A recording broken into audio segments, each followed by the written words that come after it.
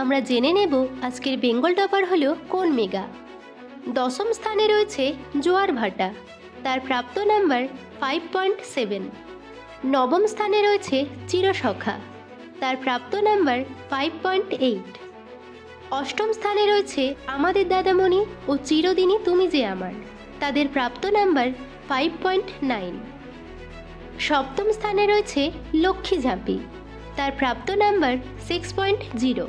ষষ্ঠ স্থানে রয়েছে একই সঙ্গে দুটি মেগা, ওমর দরদিয়া ও বেশ করেছি প্রেম করেছি, তাদের প্রাপ্ত নাম্বার 6.2।